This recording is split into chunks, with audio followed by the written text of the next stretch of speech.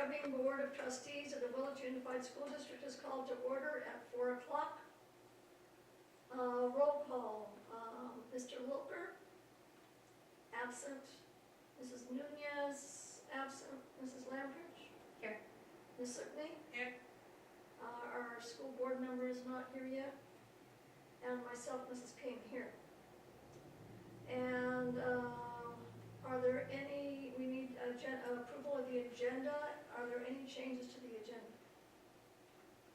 No? Okay. I need a board member to make a motion to adopt the agenda. I make a motion to adopt the agenda. I second. Okay, all those in favor? Aye. Aye. Closed session is called at 4 o'clock to discuss items listed under closed session on the agenda. The regular meeting of the Willits Unified School District reconvenes to open session at 7:01.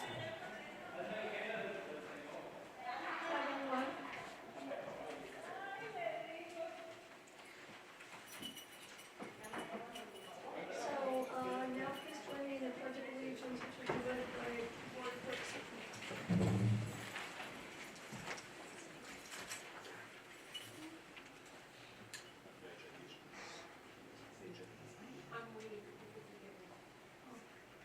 I pledge allegiance to the flag of the United States of America and to the republic for which it stands, one nation, under God, indivisible, with liberty and justice for all.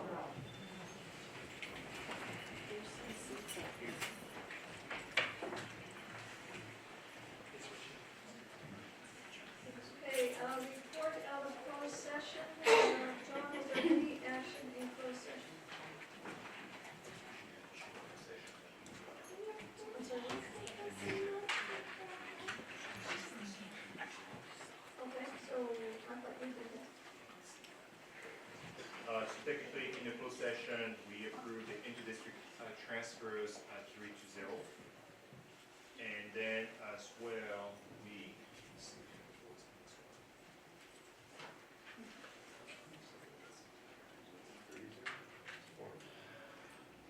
for the early retirement incentives, we passed 4-0 as well as before.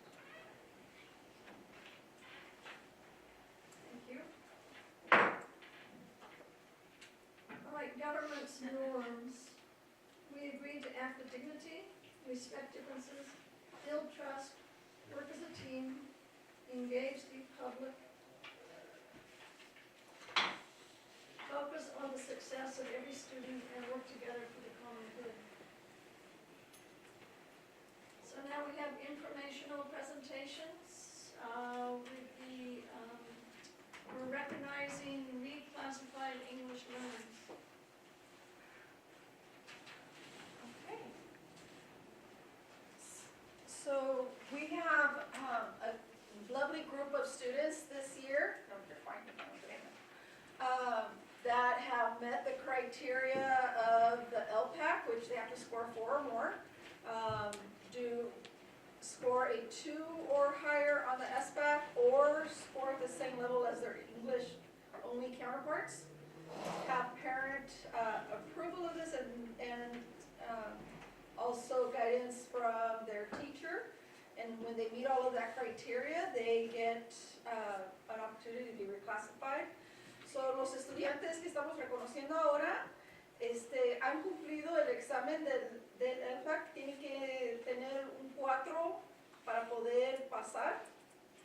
Tienen que demostrar la capacidad de inglés, al igual de los estudiantes que tenemos que simplemente hablen inglés como su primer lenguaje. Tienen que tener permiso de los padres, de los maestros también, y luego pues, podemos reclasificarlos. Y por eso estamos aquí ahora. So, gracias por estar aquí, le agradecemos su tiempo. Sé que en las tardes hay mucho que hacer en casa, so muchísimas gracias por estar aquí. I was just telling parents, thank you for being here. I know that there's a lot more going on in the evenings at home, and it takes a lot of time to come out. So let's start from the top grade level and work our way down. So, Mr. Topolinsky. So, I've actually Clark, she knows these students far better, and her hard work, she's our ELD teacher, who led to a lot of these classifications. So I've asked her to actually present these, so I'll pass this on in a second. And, excuse me, I'm just crossing over so I can translate with parents.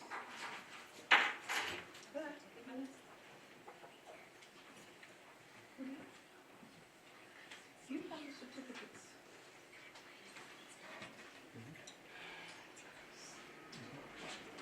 So my apologies, if the certificates were not brought over, we will make sure they get them. We still want to recognize them tonight. We'll make sure the certificates get to you promptly. So, los certificados están en la escuela, pero vamos a reconocer a los estudiantes de todas maneras y les vamos a dar los certificados después. I believe I only have one student here, and that's Brianna Carrillo. Brianna, can Que you? un estudiante está presente y es Brianna Carrillo.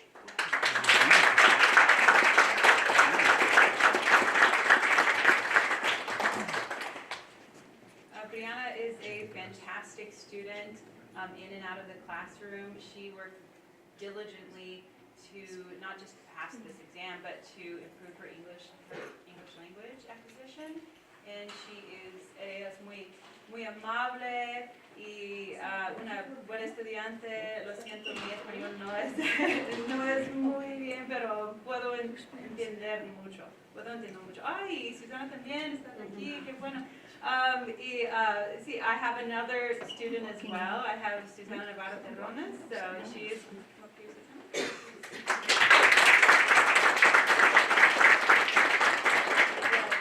Both of these lovely young ladies are spectacular, and they have really done an amazing job. This is my third year here at Willits Unified, and I've seen them grow tremendously, and I'm really grateful to have taught them. And Susanna's also a golfer, a student golfer, one of the first, female golf programs here at Willits, and I'm, throwing that out there. I'm going to say that, and they're amazing, and I love them. So I'm really happy to be here. You guys want to say anything? Thank you for Awesome. I'm correct. I passed it up just because it helps. Thank you. Oh, thanks.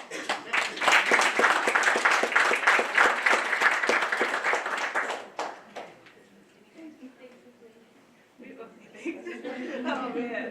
You guys are awesome. Okay, thank you. Thanks. Any questions? Can we get a picture? Yeah.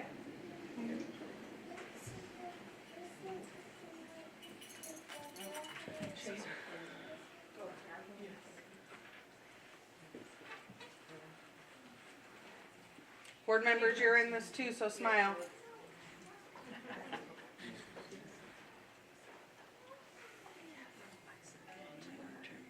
One, two, three. Thank you.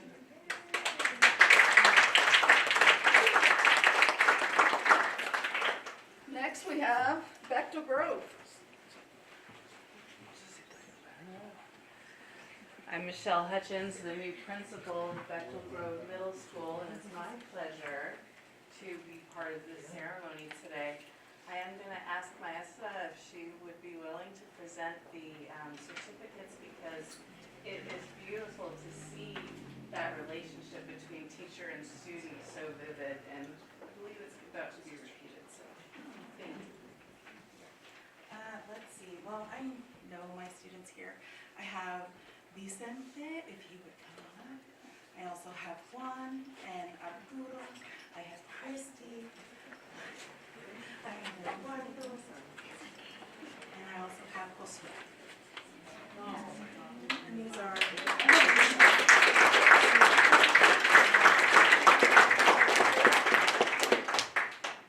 Anything you all want to say? In middle school, we don't like to draw attention. I know, right? Well, I will say that it's a pleasure getting to know each and every one of you, and this is a big accomplishment that you've made today, and it's something to really celebrate in yourselves. Having 2 languages is a special skill and gives you a big advantage in life in terms of getting jobs and employment and even just being able to be on the world stage and understand what people are saying in other countries. So, congratulations. Thank you.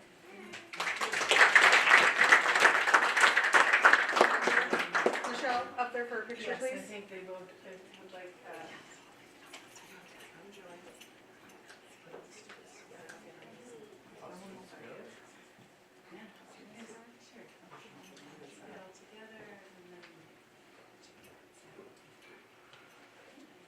Okay, smile.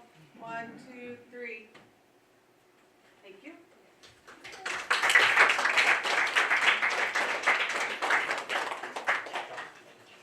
Now, can we have Gloucester? You don't have any?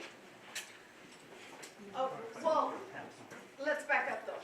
You did have a big group that was up there, was reclassified right at the end of 5th grade. So, Gloucester no tiene ahorita estudiantes, pero es porque se reclasificaron los estudiantes cuando estaban en 5º grado, cuando estaban terminando el 5º grado y entrando el 6º. Y por eso tienen una cantidad de estudiantes ahí presentando el Vector Globe, que están en el 6º grado. Now we have Brookside. At Brookside, even our young students can get reclassified through the data that we're collecting at our school. So we'd like to recognize that the certificates will be at our school, but we'd like to recognize a 2nd grader, Ian Hernandez. Ian here?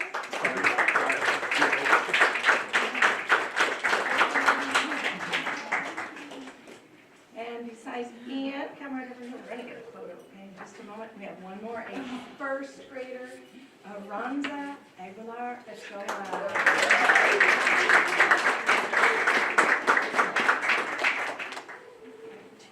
Thank you. Oh,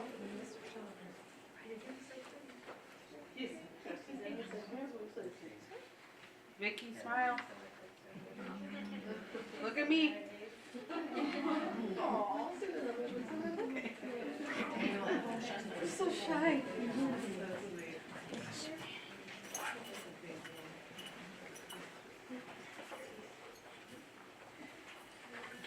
Thank you, families, for coming out. Yes? I would be remiss if I didn't say that a majority of these students have attended La Vacacional, the summer school with Nuestra Alianza that Willits Unified supports.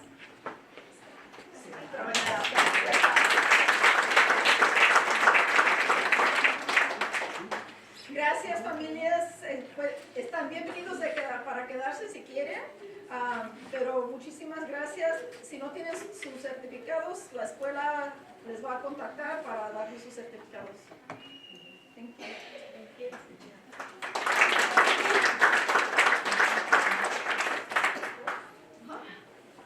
You got it? If you want to mention, if they want to stay, you can stay on. I did. Let me translate to English. Thank you, parents, for being here. You're more than welcome to stay longer if you wish. Your certificates will be at your school sites. They'll reach out and contact you if you have not received them today. You will get them soon. Thank you. Okay, so next on our agenda is the school site girls presentation. And, Nos vemos, gracias. Nos vemos.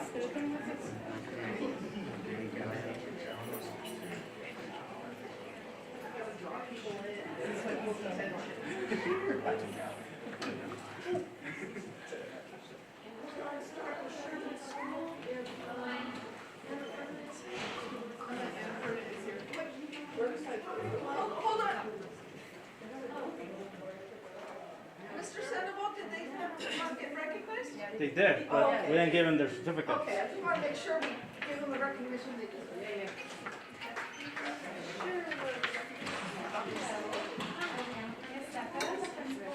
School,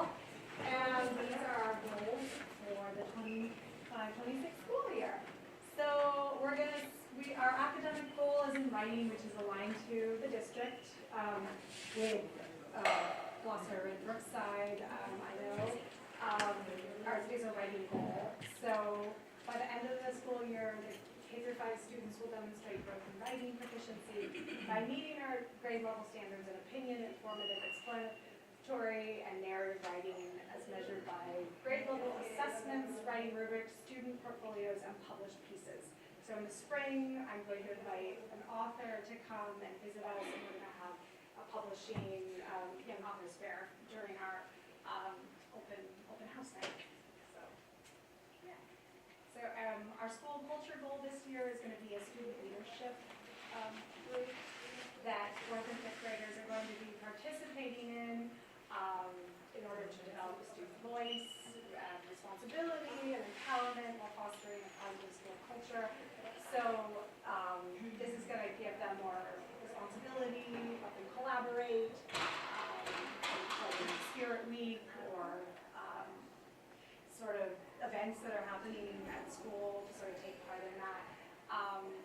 We're going to have some participation logs, teacher observations, and student reflections to measure our growth in meeting that goal this year.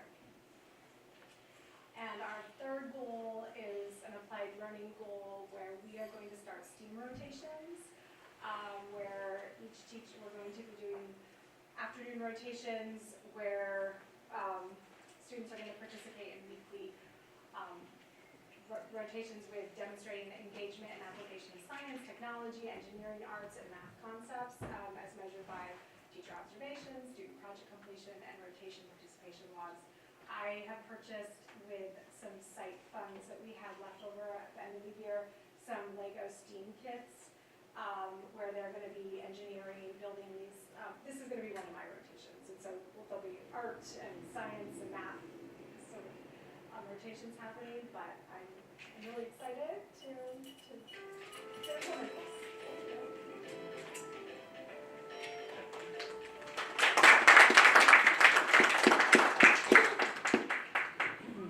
Thank you very much. And how about if we next go to Brookside?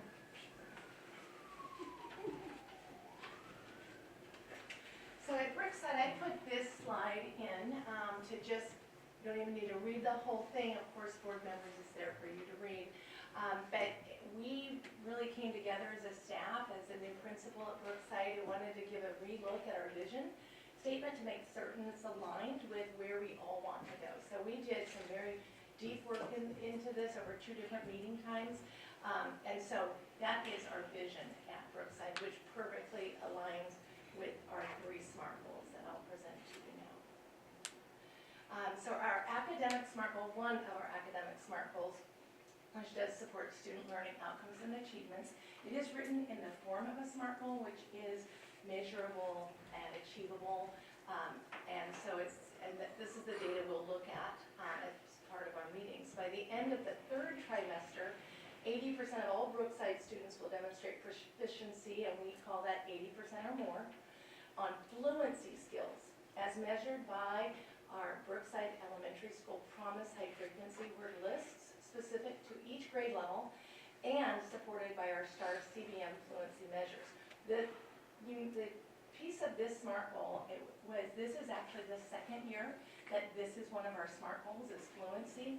And what we did to determine if this was a goal we really want to work toward is we looked at our end of the year data that we did all last year. And when we looked at the end, we saw we had not met our target. We had 77% of our TK students were at the level of fluency that we wanted them to be at aiming for 80. They were 77, so they were our closest. But as we went to the other grade levels, we didn't have the fluency.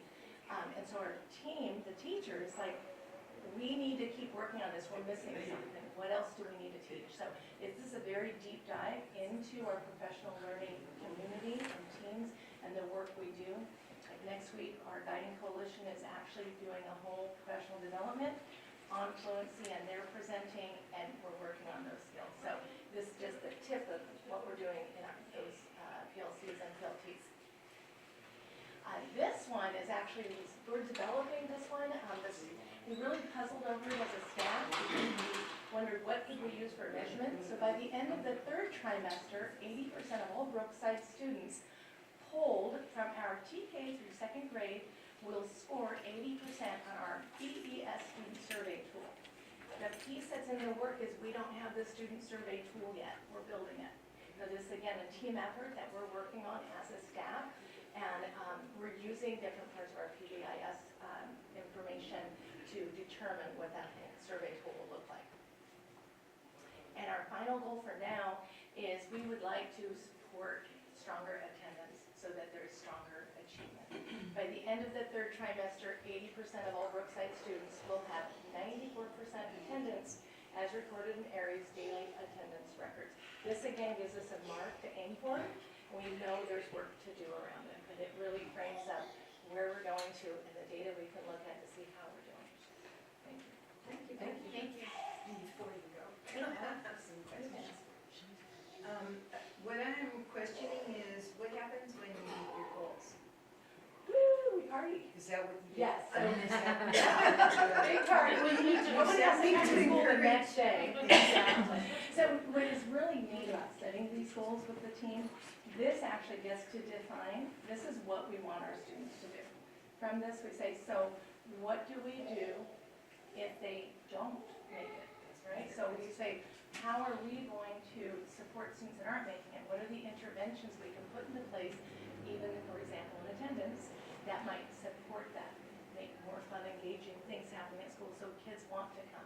We are outreaching to families, maybe. We're keeping track of these numbers and being able to look at that data. Do we improve? What do we do for the kiddos who are doing it? They're at the 94% or above. How can we recognize these kiddos? How can we support and give some incentives around our campus to support those kiddos who are achieving it so that they feel like there's an incentive or reason to do this, and it really builds that school community like we want to be here. So we have different ideas, and they're not fully solid because we're working on that as a team.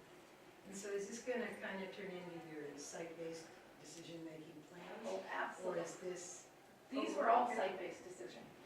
Every goal here was actually put in front of the team, including classified staff, and we actually had a very collegial process around how did we feel, did this represent what we want students to have? Honestly, there's a goal that's not up here yet because we talked in January, as Anna Perna mentioned, the writing goal. We need a writing goal at Brookside. And so we've talked about as a team, we're going to set that in January. Okay, so you figure that we're gonna change every trimester, or you're just gonna add to it? We're going to add, we will end up with 4 for this year. Yeah. Brookside has been operating with 1 SMART goal for the year, is how we've been doing it over the last 4 years, collecting data and looking at it. So we've gotten good at the process. Now this is a great expansion because this will allow us to have 2 other goals that we're looking at and looking at the data. Thank you. Thank you.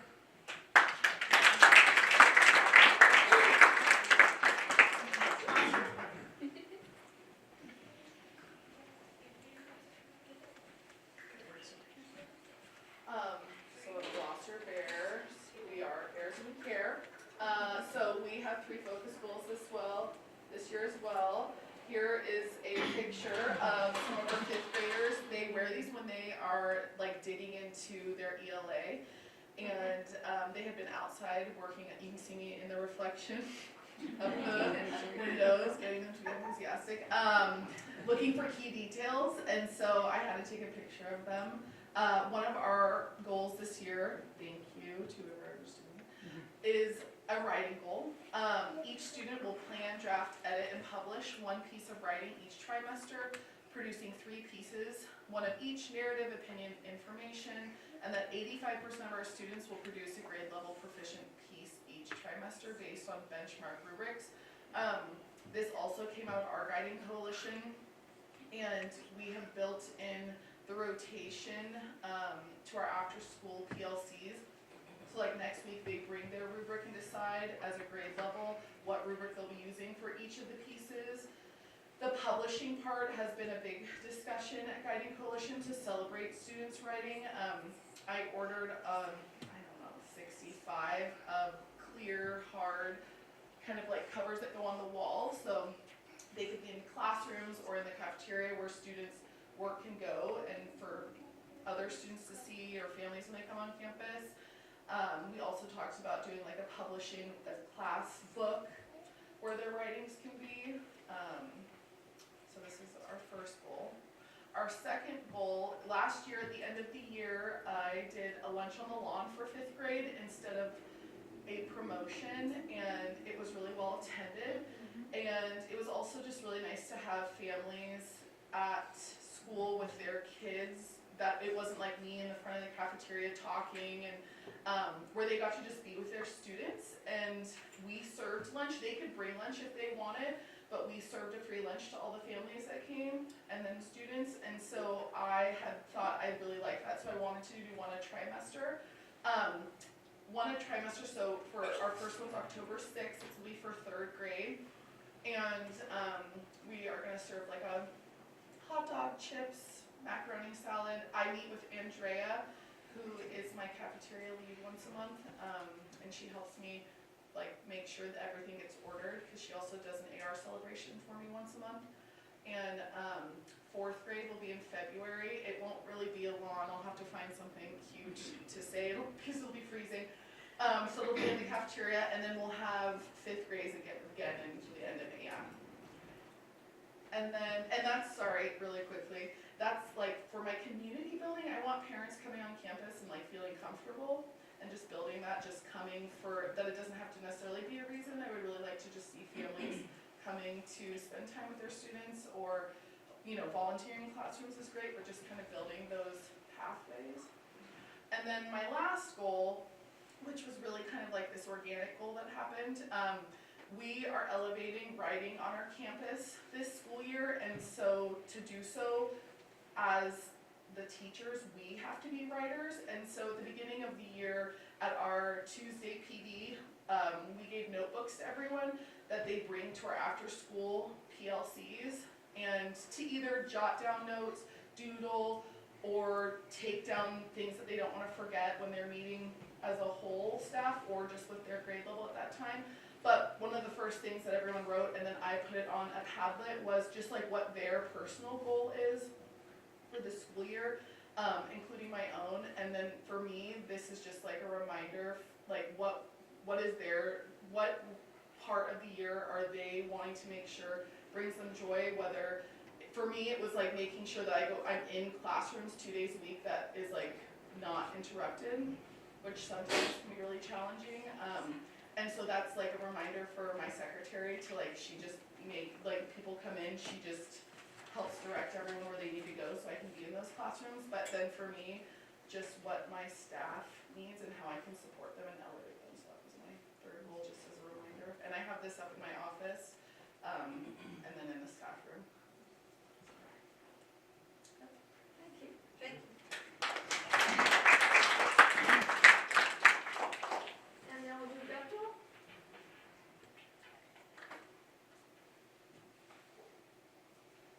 Hi, so we have 3 goals this year. Again, academic goal, we're calling literacy across the curriculum. What we realized when we did our STAR reading test at the beginning of the school year is that too many of our middle school students are reading at a 3rd grade level, which means they're reading, but they're not reading deep into the subject matter. So our goal is about improving the reading and writing outcomes for all of our students, really, and doing that through embedding subject-specific word walls, which, when used with fidelity, really builds vocabulary in students, and then writing tasks within each content area. So this is a school-wide goal. Our action steps to get this done will be to implement subject-specific word walls in every classroom. We're going to be using our Tuesday teacher meeting time to designate professional development on how to do word walls with fidelity. And then we're going to be monitoring all our different subgroups on their progress using our district assessment data and also teacher documentation.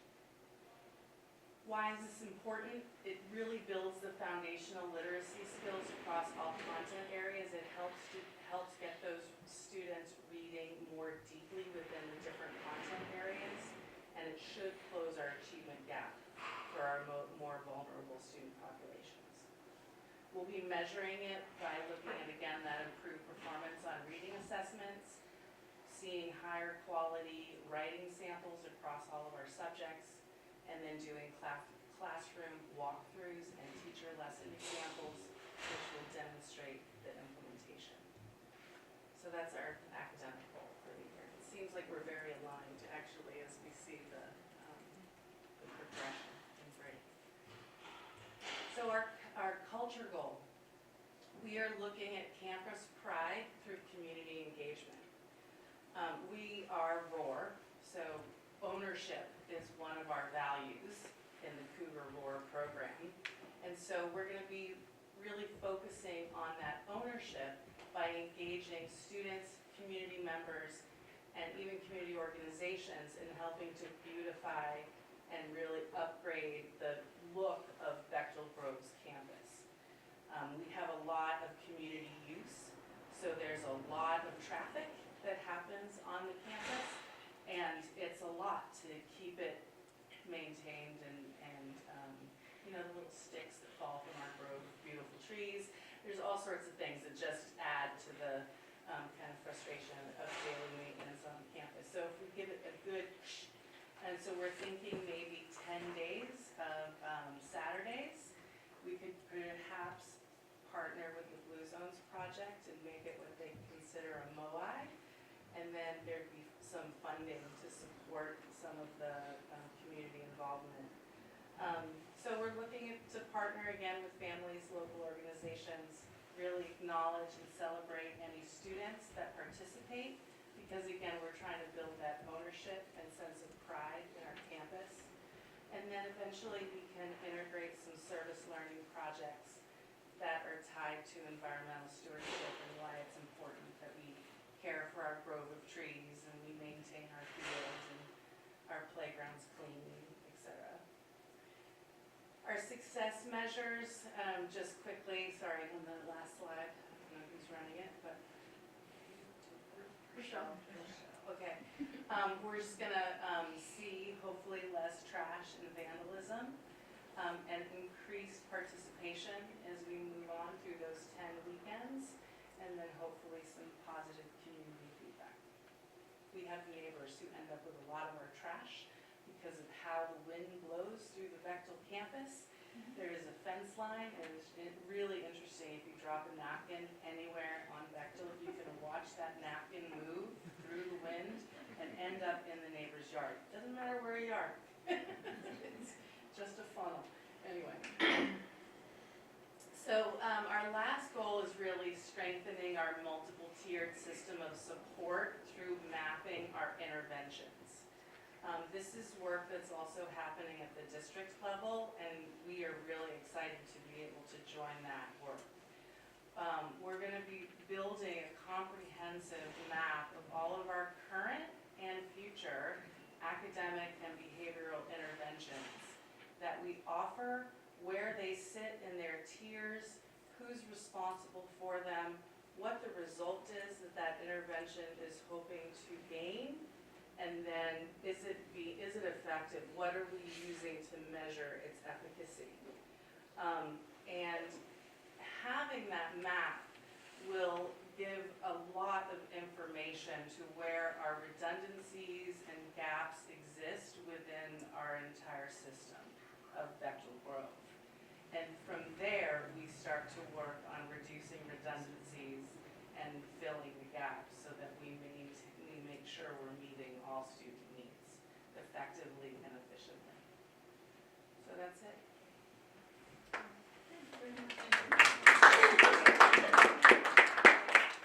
I'm kind of curious about the same things I was curious about at Brookside, and that is, this was kind of set up with your staff like part of a site-based training. Not to the same extent that happened at Brookside. We had a staff, we did have a teacher meeting where I asked what goals do we want to see.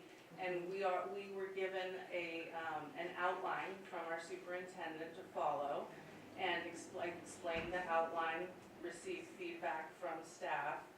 And then I put together this with its detail, shared it with staff about a week ago, soliciting feedback. Have received none, but haven't really gone, hey guys, I haven't shook the tree looking for it either. So the intent now is it's public, it's been shared with you all, to take it back to the staff and to say, you know, am I representing what we talked about? And yeah, so. Can you maybe just pick one of your goals, just kind of, it's hard for me to understand what it will look like. Okay. Sometimes if there's just, I don't care which one, but just to kind of give me an idea of how they're all gonna cooperate as the whole staff in the school to get some of the students to really want to buy into what's going on. Yeah. So maybe you want me to talk about the culture goal? Is that That's one my maybe? favorite, actually. Okay, Yes, let's do that one. please. So would you, Rochelle, I'm not sure where she is. She's right Oh, she's right there. I'm just looking above you, I'm sorry. Okay, so what I hope to do is talk with student leadership and work with student leadership to plan the events on the Saturdays. We want to pick Saturdays that don't conflict with youth soccer, youth football, which is going to be really hard, but it might be between 1 and 3:30 because soccer's in the morning, football tends to be at night, and so we might find this kind of happy window in the middle. And utilizing both student leadership and our social media, our parent-teacher organization, and just the networks that we all socially have, inviting people out to a planning day. That planning day would be a tour of the site, the types of things that's appropriate for this group to do, because there's, you know, like we could rake, we can scrape some cement, we can get rid of some gum, like we can wash some things, like, you know, but we can't necessarily, you know, there's gonna be limits to what the groups can do. And so we'll make plans on that first Saturday and then start initiating those plans each Saturday, thinking kind of like taking a little section of the campus at a time. So like a grove of trees, there's underneath the grove of trees are a lot of sticks that vary in size. Sometimes they're little and no big deal, but occasionally they're very large sticks. And 11 to 13-year-old boys love sticks. They just something, they can't not pick them up. It's not possible. Like, it just isn't. So to just put those in one pile, one place, that is away from where the student traffic is, only makes sense. It's a forever job because there's just so many right now. And so to get a community group where we all just walk through the woods and pick up every stick we see as we walk from top to bottom, it could take only 20 minutes and the whole place is done, you know, so that's the thought. And then we celebrate, and then there's less stick fighting. It's not, no one's being mean with the sticks, it's all playful, but you know, kids can get hurt in play. So it's just removing the hazards so that their play can be safe. Yeah, that sounds good. The thing you said about getting the Blue Project to come and join us, you know, the whole district is signed up basically to support them. Yeah. So are you thinking along the lines of maybe they're making some meals that are quality and healthy that will bring people in after their soccer game before they go out to Exactly, football? that is Is exactly. that kind of the thought? Oh, okay. Yeah, and then at the end, Blue Zones Project, if we did an official MOI, which is tried to meet for 10 weeks in a row and had a leader of the MOI that took, you know, had attendance and we all signed the release form with Blue Zones, at the end of your 10 weeks, they will celebrate your MOI. I mean, to the point where they've taken groups to Six Flags. They're not small when they tell you, how do you want to be celebrated? And then they make that happen. So it would just be a way to reward everyone that was involved that wouldn't be a cost to the district. So, but, was just the idea. No, I think that's really good. It also takes some of the pressure off of you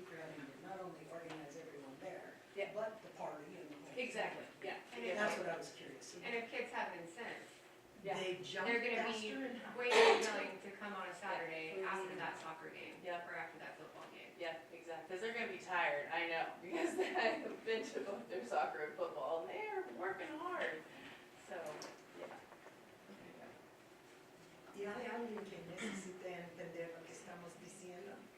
Porque si hay es bien rápido, es nada más que van a animar a los estudiantes a limpiar todo de Beto Road y modificar o cambiar sus opiniones de cómo quieren hacer cosas.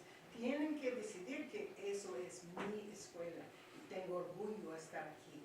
Y es difícil, sí. El lugar es como un desastre y por eso ya. Anyway, disculpa, necesiten todos a entender, es una gran cosa. Thank you, I just think that's real good. Thank you.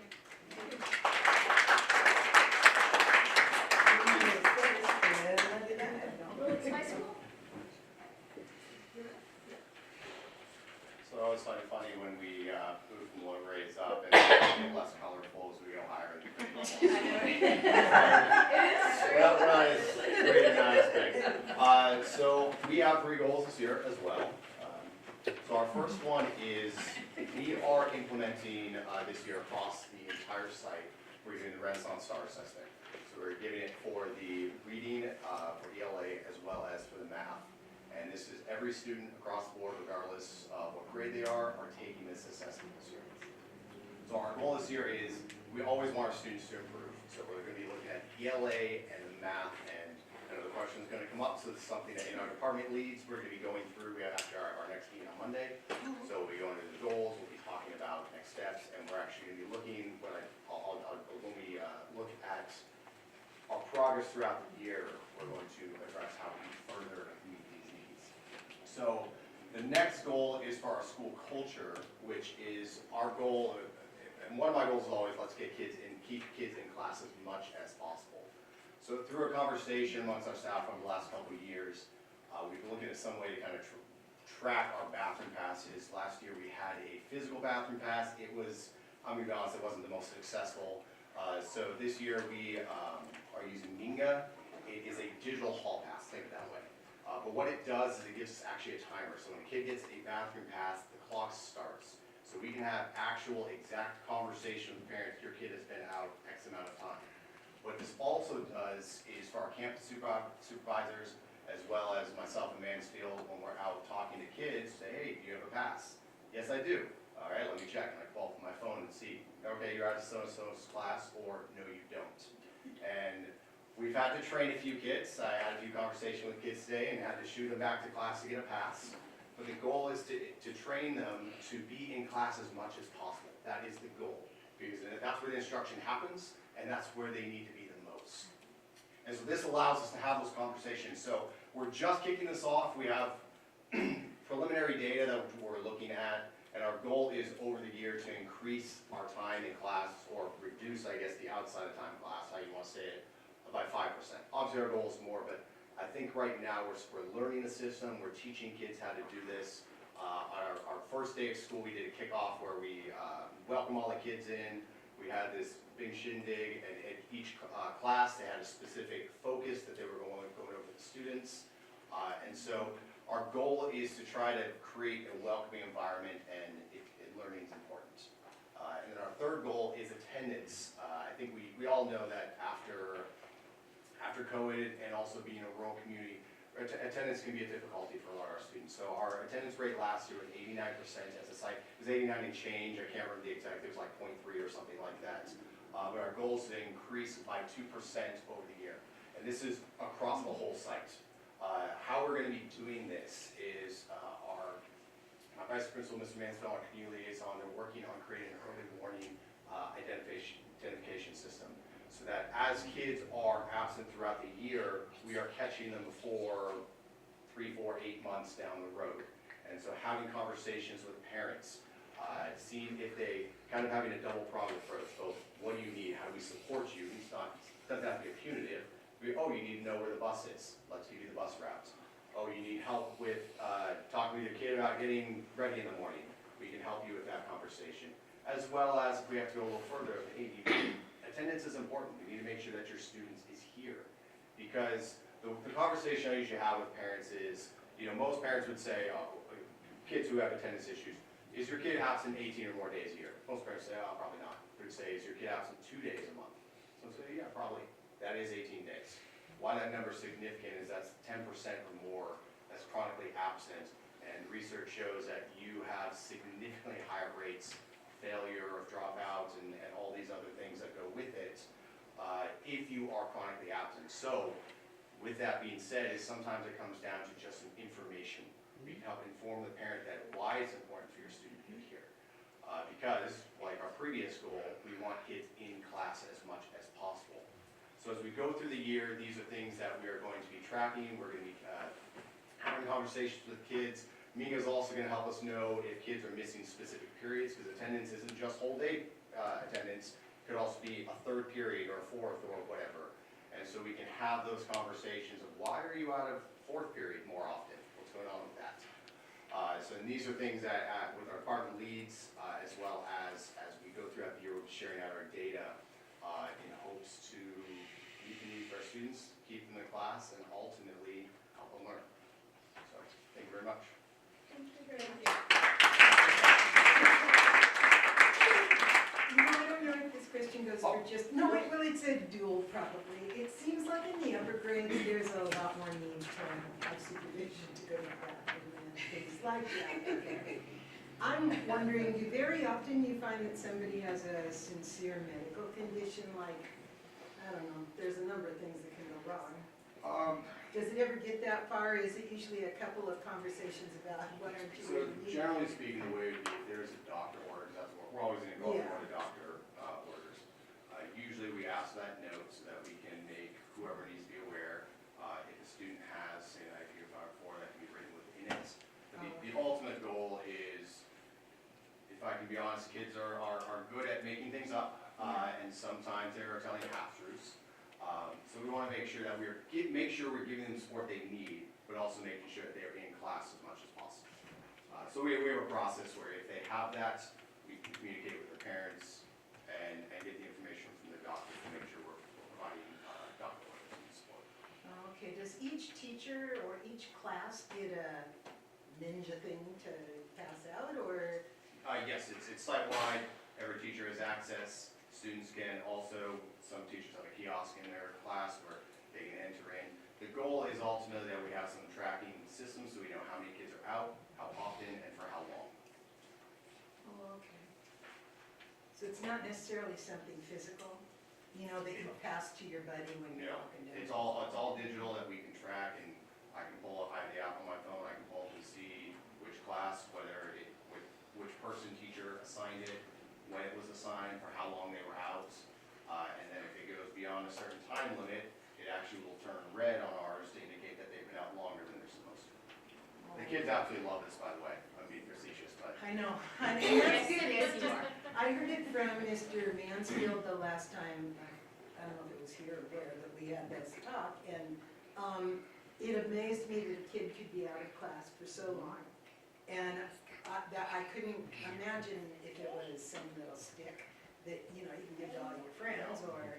It's all online, and it actually has helped with some conversations, like, I was up 10 minutes, like, no, you're up 23 minutes and 13 seconds. Yeah. And it kind of ends that conversation. Like, it's very clear, this is a non-biased, just timer.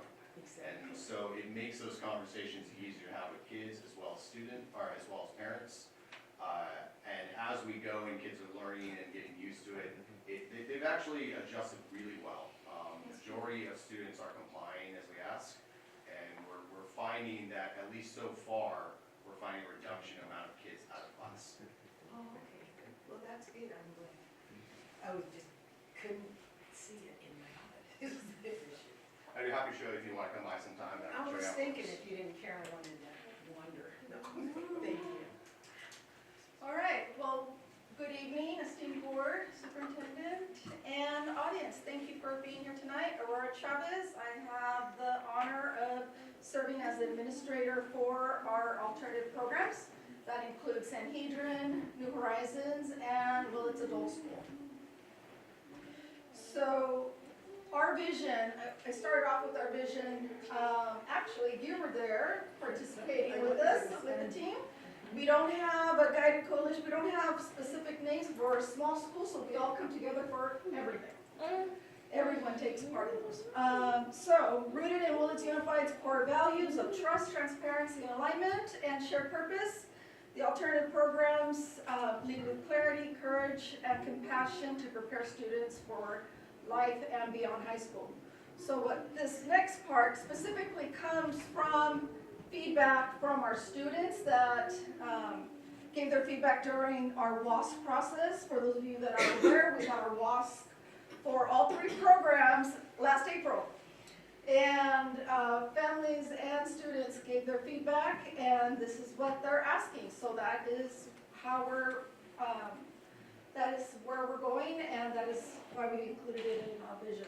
So, go ahead. So through personalized pathways, real-world, clear, experiential learning, that was the one thing that they wanted, to have the hands-on in and taking a look at what a job looks like, not just through videos or textbooks or anything like that. They wanted to go see it. They want to go see it out in the community firsthand. So they want to be, well, in order to do that, we need to build strong community partnerships. And we're working with our college and career counselor along with our work-based learning coordinator. Sorry, I had too much coffee.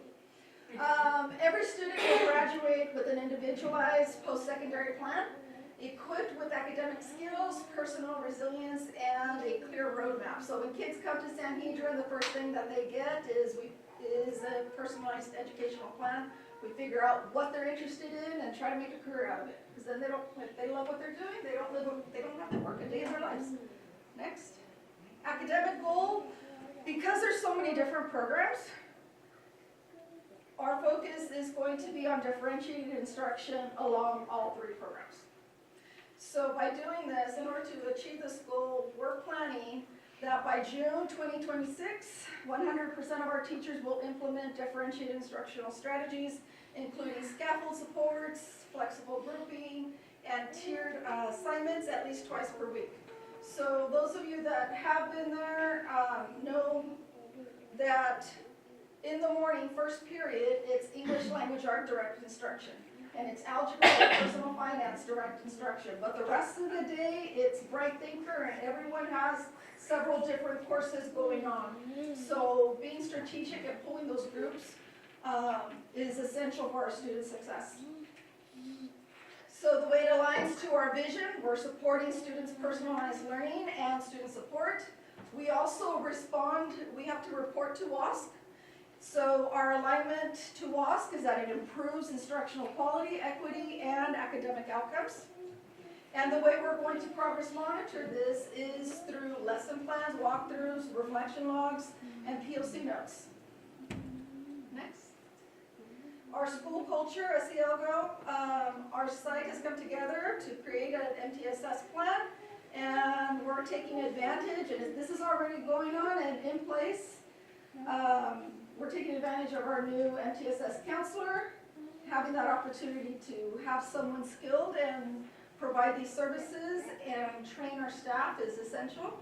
By May 2026, our programs will fully implement a school-wide SEL framework with weekly lesson plans, which, quite honestly, are up and running already, and 2 annual staff trainings. We're still planning those. Student SEL surveys will show a 5% improvement in safety, belonging, and self-management. So we do have it aligned to our vision, to our WASC, and the progress monitoring will be through feedback and surveys that will be reviewed 3 times a year.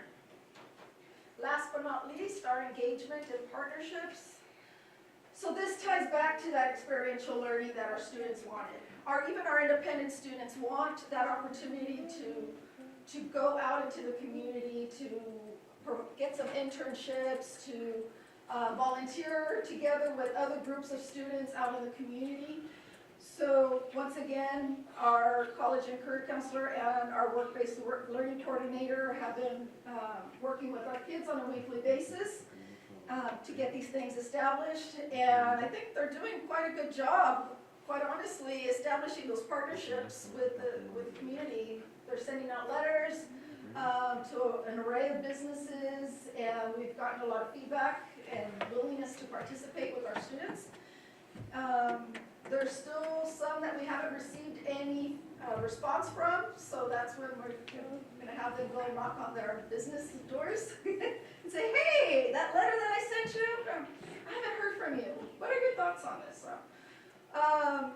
But we do definitely want to increase our real world learning opportunities. And that will be reviewed once again by their logs, by their attendance to specific events and opportunities that we set up. And we'll adjust as needed throughout the school year. So, any questions? No, I do. What I'm curious about is, in the morning for first period, a cluster of your students are gonna get English language, arts, okay? And then, I imagine the other half, so to speak, would be getting math, and then all the rest are doing right thinker, or how is that? No, everyone gets either ELA or math at first period. And then So we second have, period? depending on what they're needing, because due to their credits, so that's why they have to have an individualized plan already set up before they start in classes. Because we need to know, the teachers need to know if they need more English or math. So 3 days a week, if I'm a student and I'm missing a lot of credits in ELA, then they are going to be in an ELA class 3 days a week, first period. And if I only need 10 more credits of math, then I'll have the other 2 days in math. And then vice versa, depending on their needs. So it's 2 days in math, 3 in ELA, or vice versa. And if they only need math, let's say, they go all 5 days till they complete it? Yep.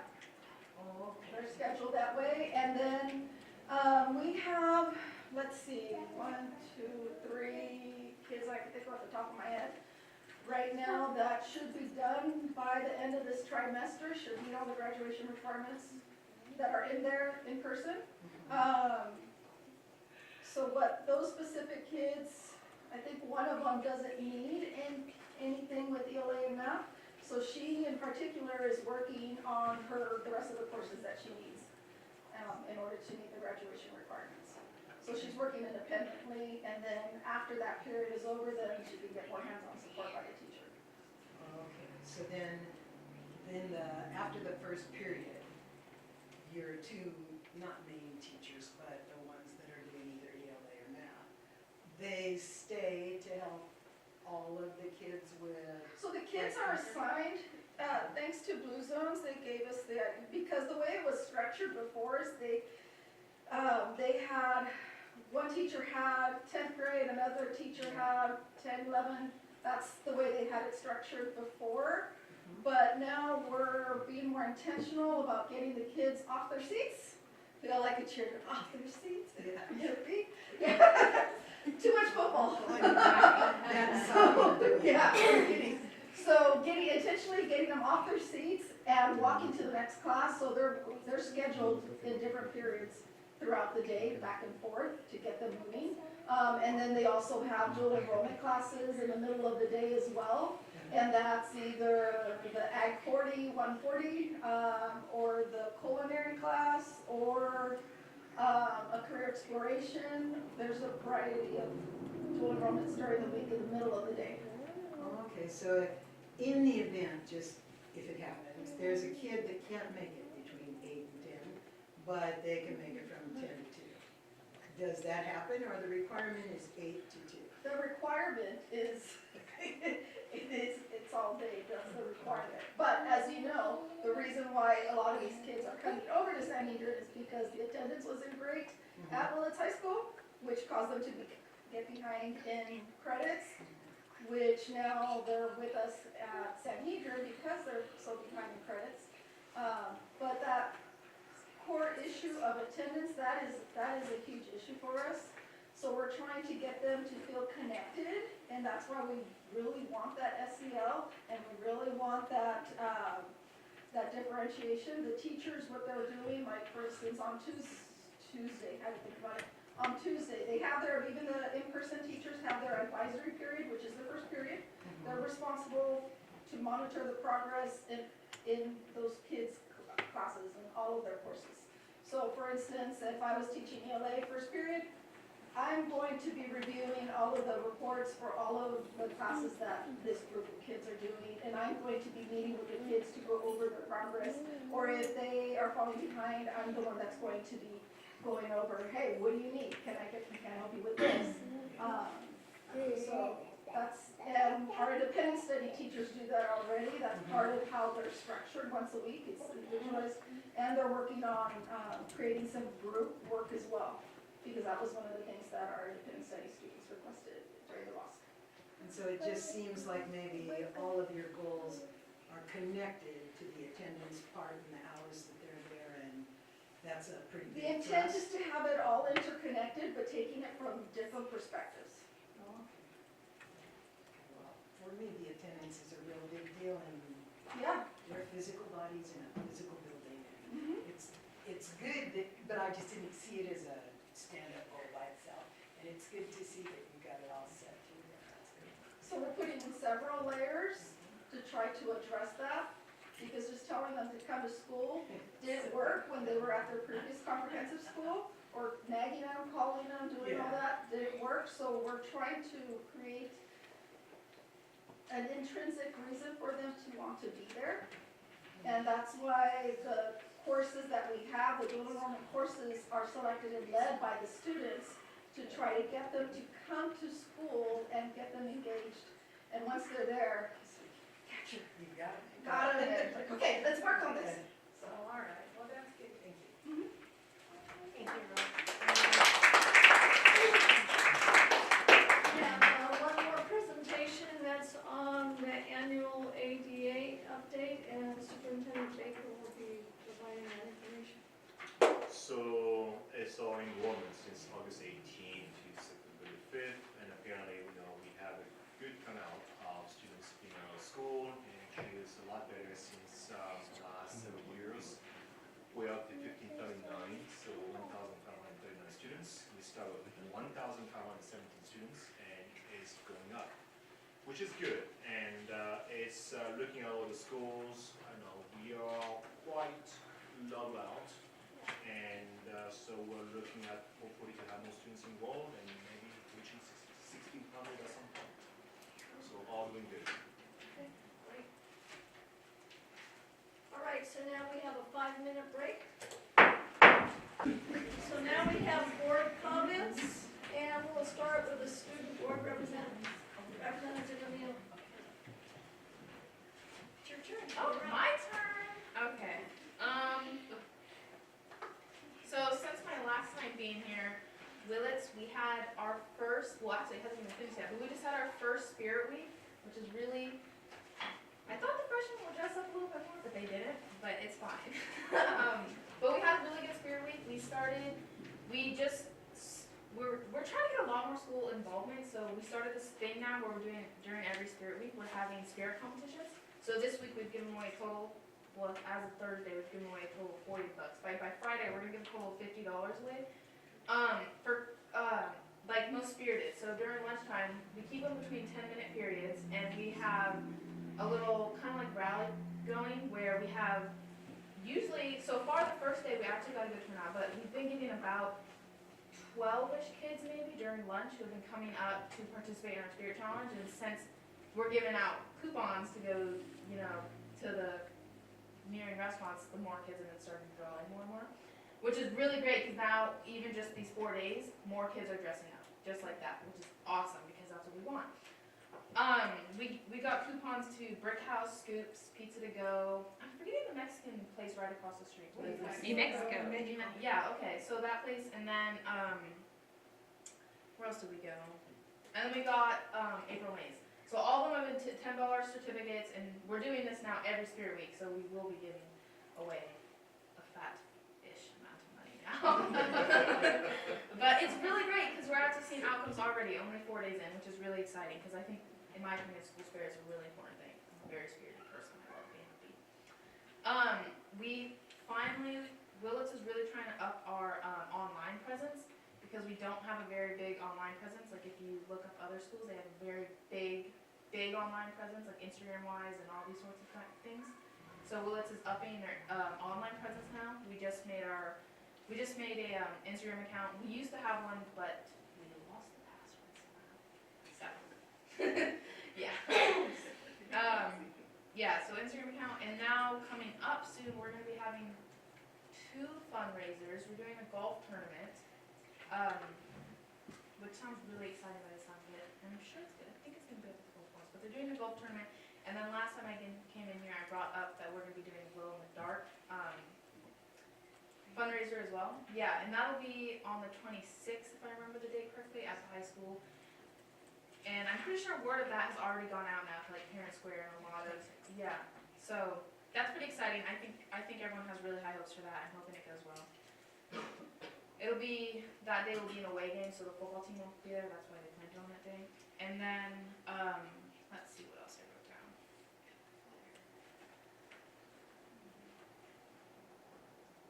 That might be just about everything that we've been up to so far. At least A's being leadership wise. Our leadership has been dressing up like really well, so that's awesome. But yeah, I think that might be all that I have. Thank you very much. Yes, of Glad course. we're here. All right, so now we have the board members, so Paul, I'll start with you. Okay. Now look, it's my turn and I can't think of it. No, I went to the various open houses, back to school nights, and this was actually the first time in a lot of years that I made it to every single one, which half accounts for why I'm sitting here like this today, because I don't do that every single night, But anyway, it was very entertaining and very, very good. So Sanhedrin had a really nice dinner, and the other schools had just a whole lot of people. I even made it to Sherwood in the mud in the dark and the rain. So that was a big deal. So did you. You didn't think it was impressive, but I did. Anyway. And otherwise, most stuff is going pretty smoothly. The little Pee-wee football players are playing, which is, for me, entertaining for about the first 20 minutes. And then after, I hate to see little kids get knocked down and shoved around, but either way. And there, all the other activities, I know we've had the soccer games, and the football game there's a biggie tomorrow night. I hear all about it, So that's, hope we do well, I suppose. And actually, that's pretty much all of it. I was a little concerned with some of the rough starts some schools had, to deal with, and frankly, they seem to be mellowing themselves out now, which is pretty standard normal behavior. And there are a couple of things in our agendas that you guys are going to start noticing to be different in the next month, and I think that's outstanding since it's been real difficult for me that they're the way that they are now. And for those of you who don't notice what that is, I'll inform you next month. Oh, and by the way, I really do, so you'll come and hear everything I have to say. Oh, it's easier. Yeah, I know, that's what it is, these big words. But the other thing is I was very, very concerned and told you all about my, I don't know, it's like a passion, I suppose, although I don't like that word much, but still, to deal with limited English speakers. And we had such a great program last year, and then I just was crushed to worry that maybe it wasn't going to be continued. And I am seeing that it certainly is going to be continued, and absolutely, I truly appreciate all the support you gave to the people who came. It's a big deal for a lot of people to have to get out in the night after working all day and doing all the chores that are required, and it's just a real big deal. So thank you, Michelle, thank you, Lorenzo, and thank you everyone else who deals with stuff like that. And I just am really, really glad that it's going to go forward and we'll continue to see success. Okay. Thanks. Jennifer? So it's been kind of an incredible month.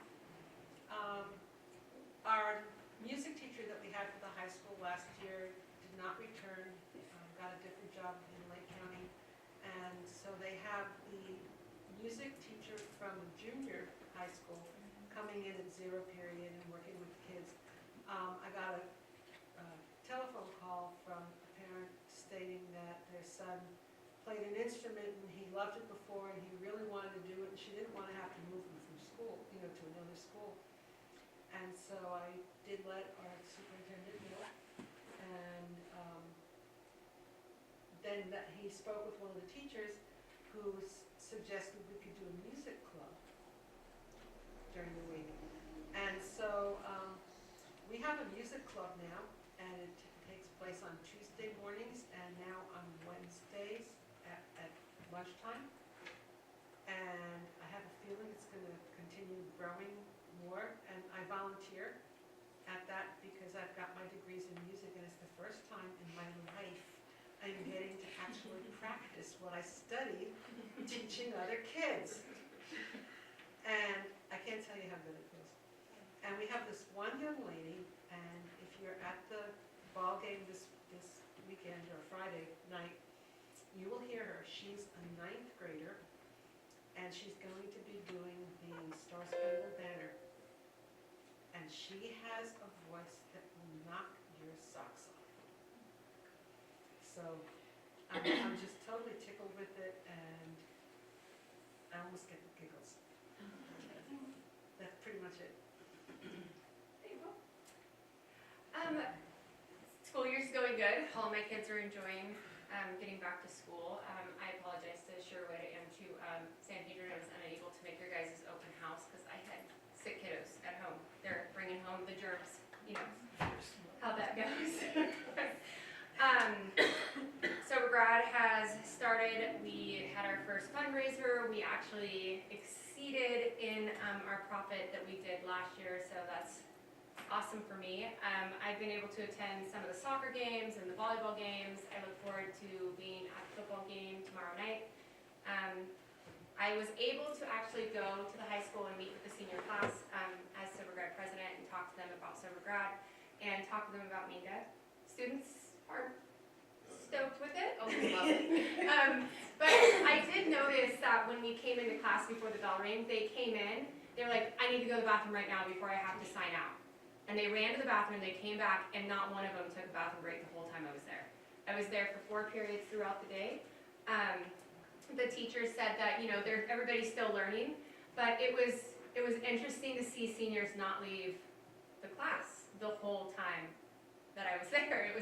It was a new thing because I've gone every year to talk to the senior classes, and I've never sat through one senior class where not one class left, not one person left. So that was really nice to see. So I commend you on that. I think it's a great, I think it's going to be a great tool. I think it's going to be able to keep kids in classes longer and not be taken, because I remember being a senior, I remember taking 20-minute bathroom breaks. You know, so I commend you guys on that. It's been really nice to go to all the open houses. Blosser was amazing. I love all the programs that you guys implement. I love the Abby's counseling corner that we get on Parent Square. Read it every single time. I absolutely love it. I love all the things that happen at the high school with the Wolverine Den and all of that. There's been a lot of changes this year, and I think we were all really nervous at first, but I think they are smoothing out, so it's really nice. And I commend you, John, for just having so much communication with us. It keeps us informed with every aspect of it, the positive, the negative. So I commend you on that, and I appreciate that, just so you know. And look forward to another successful year. Thank you. I want to explain that Mr. Wilker, or Trustee Wilker, is traveling, so that is why he's not here this week. So I also want to appreciate John very much. John's been a tremendous leader coming right on, and his communication is excellent. He really cares about the district. He's focused on establishing relationships with people, becoming part of the community, and developing a vision for the school district. And I'm just really pleased with we made a wonderful hire with you, John. Thank you. And I attended 2 trainings. They were online trainings. One was a California School Board Association webinar, prioritizing investments for students' long-term success. And then a small school district association training in student-centered governance. And I'm looking forward. I know the small school district association is having 4 more trainings for school board members, and I hope the school board, Willits Unified School Board members will take advantage of the trainings. Last year, they were excellent. And I just wanted to say about AI, I am really concerned about AI, and I hear a lot about AI, and I hear a lot about trainings for staff. I don't want us to get 10 years down the line like we did with smartphones and say, oops, and see kids with emotional problems and mental problems and social problems because they were on their smartphones too much. I don't want to see 10 years down the line that there's problems with AI and how we've used AI. So I hope that we can be smart and that we can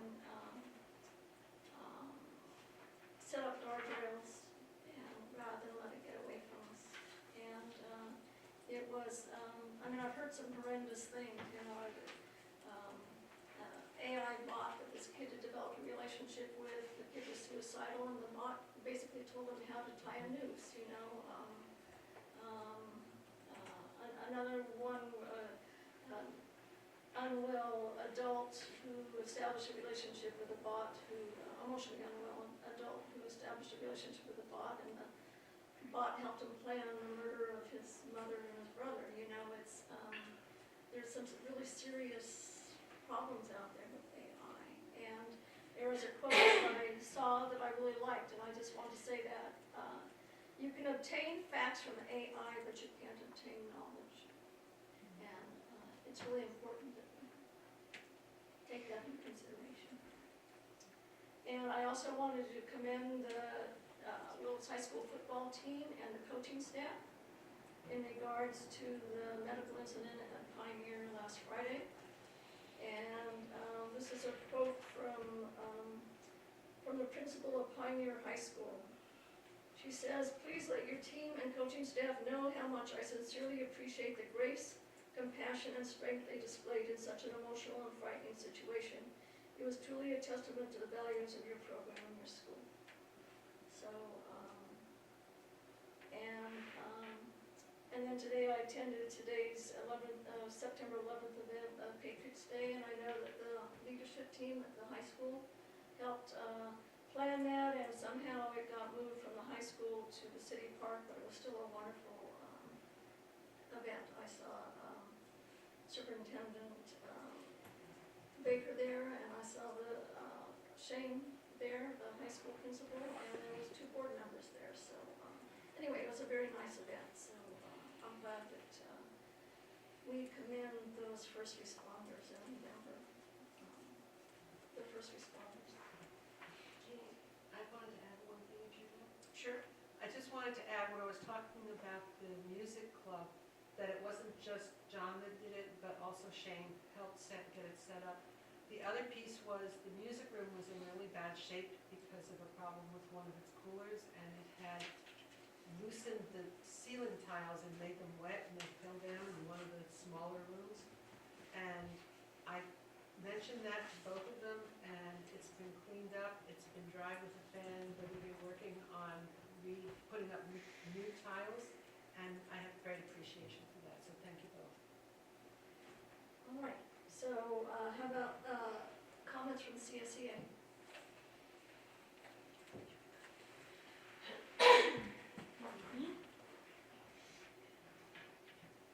For those of you who don't know, I'm Heather. I am our CSEA Communications Officer.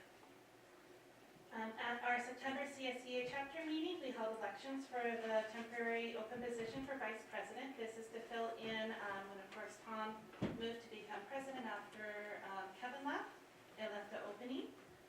So we are pleased to announce that Jessica Hagan is our new Vice President. We're excited for the leadership and support that she will bring to our team. And we would also like to thank the other nominees who ran for this position and showed a vested interest in supporting our chapter. We will, of course, hold our general elections in December for all of our positions. Our classified team are happy to share that the school year is off to a positive start. We welcome students back to our campuses and are seeing them quickly settle into their routines. The energy at the sites has been pretty upbeat, a little crazy at times, as is appropriate for the start of the school year. The addition of the 4 classes of TK students at Berkside has certainly added to their daily fun. We have also heard about Minka from the high school. It is my understanding that while the students are not excited about the program, they certainly like the word. And it is fast on its way to being an exciting new slang term. The staff at all sites have been working together to ensure a smooth transition into the new year. With several schools welcoming new administrators this year, classified staff have been adjusting and are working on building strong relationships to support both leadership and students. We really believe strongly that the collaboration between students and administrators and teachers and classified employees creates a really welcoming environment at our schools, and that's very important to us. I did want to make you aware of a staffing shortage in our transportation department.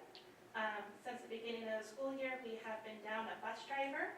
This position has been posted, and we are constantly hopeful that somebody might be interested. It has made it difficult for our transportation department. They have been working especially hard to make sure all of our routes and sporting events are covered. I can tell you there was one day when we were down several bus drivers, and to accommodate a football game, one of our bus drivers took on 3 routes instead of the regular 1. But they made it work. We're also especially grateful to our volunteer van drivers who make many sporting events possible, especially, of course, our away games. And without them, I honestly don't know what we would do. They're fantastic. They come in and they make it possible. If you are aware, though, of anybody who would like to join the Willits Unified team as a bus driver or as a van driver to volunteer, send them to the district office. We would be very happy to see them. Finally, I would like to express a deep gratitude to our school secretaries. Their hard work, organization, and patience have been essential in helping our students, families, and staff get off to a strong start this year. They are truly the backbone, superheroes, and chaos coordinators of our daily operation, and we appreciate them all very much. Thank you. Thank you. Hi, Mr. Bowles, WTA.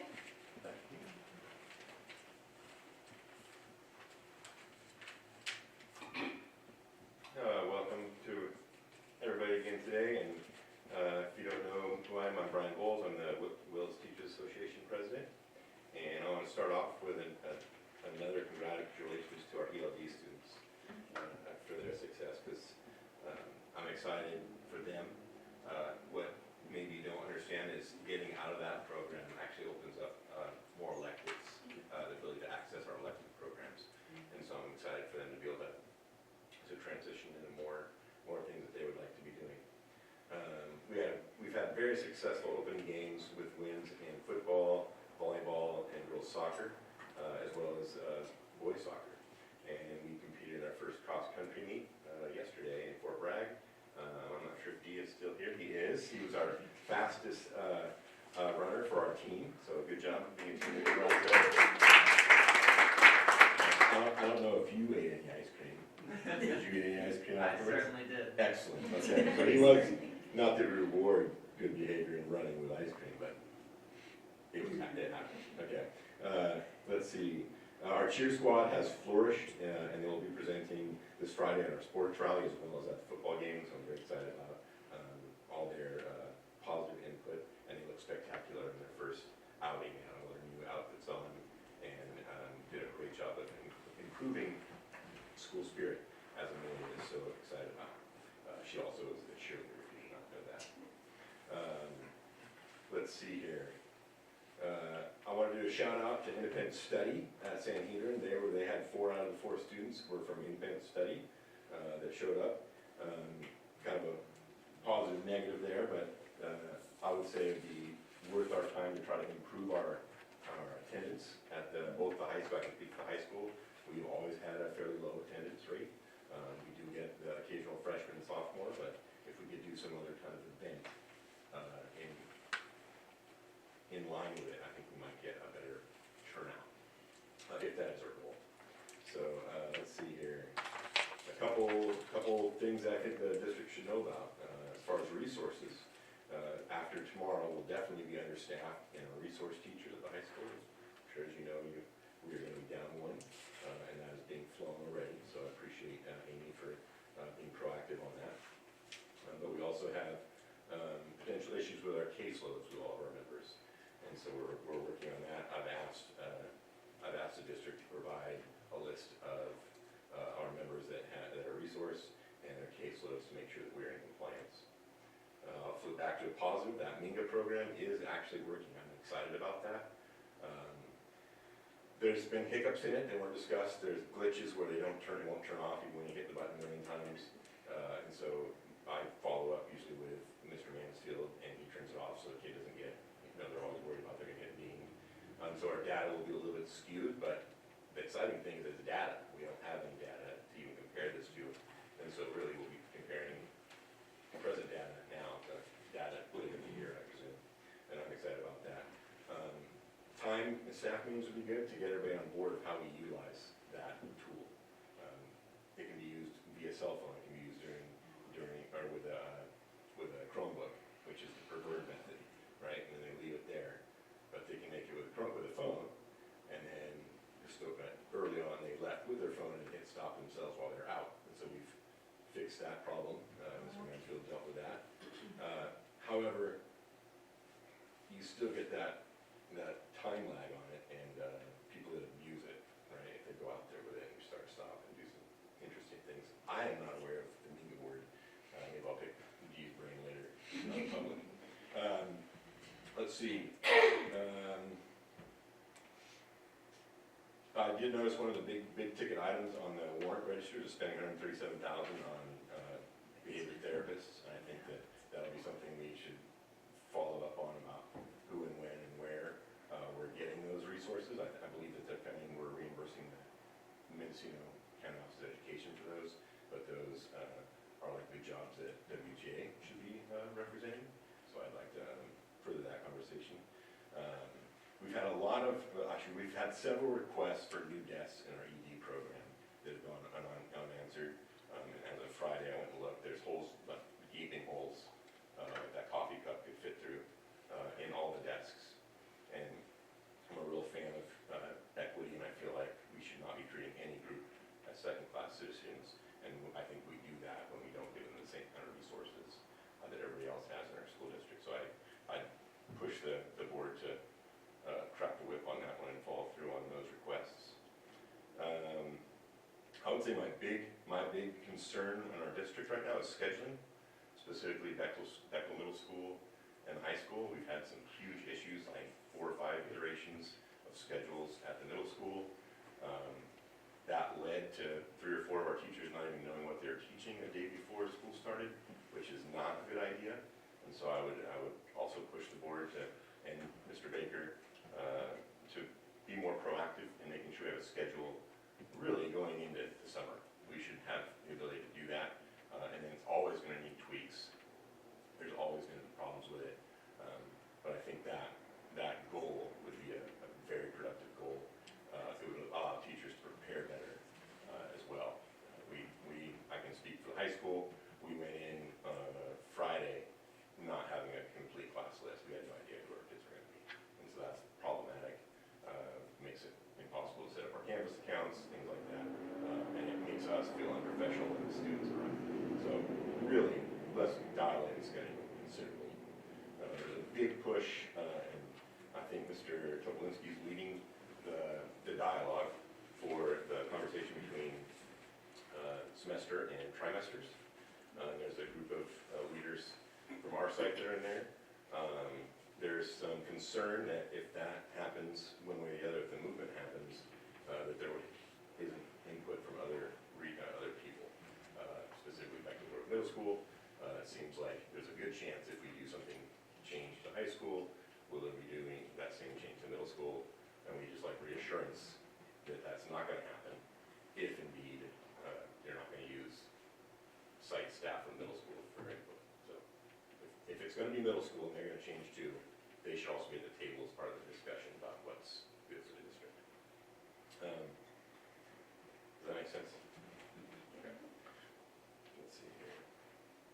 To that end, as far as scheduling though, I've also asked for a master schedule as of Thursday for the middle school, because I'm really constantly trying to make sure that our teachers are properly credentialed and teaching in the right spots, and I have not received a copy of the master schedule to date.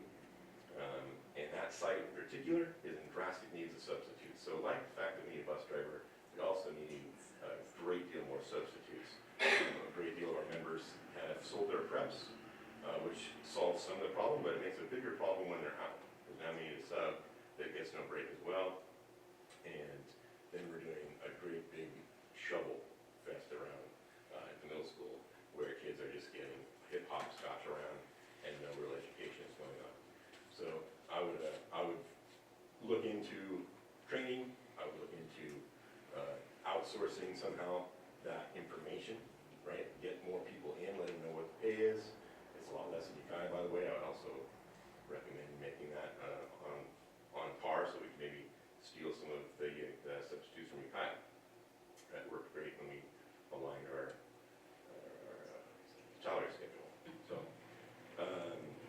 one of the big things that Mr. Toplinski mentioned was time in class, and I'm a huge fan of that. I'm not a fan of giving bathroom breaks because of the time lost there. But Minga makes it easy, right? That 5 minutes, you get it, and they are leaving and coming back for the most part. When they don't, you get to have that conversation. But one of the requests from our staff on the first day before we even got school, or had got students, was to have some extra Chromebooks in our classroom. Chromebooks are a huge issue. Either they're not charged, or they don't keep a battery charge. They die in class and they don't have a charger. And then they have to leave. And there's no thing on Minga that says I'm gonna go get a Chromebook, right? So it makes it really hard and almost impossible to make that an efficient use of time. I had 2 follow-up requests on that, and I still have no response. And it's something that definitely the A through G requirement type classes could utilize. Wood shop does not need extra Chromebooks. I'll speak for myself. But most of the A through G type classes would seriously benefit from that, just from a time issue and time on task. Let's see. Prop 28 funding is on the agenda tonight. We currently have neither of our art positions that we've flown are filled. We had one for the last 2 years, but lost it at the K-5 level. We had one on the hook, but now she's an administrator for the other one, which is the middle school, high school combo. And so those still remain unfilled. We also are unfilled in our first grade. We have a long-term sub in first grade. They also don't have a reading specialist in the K-5 filled.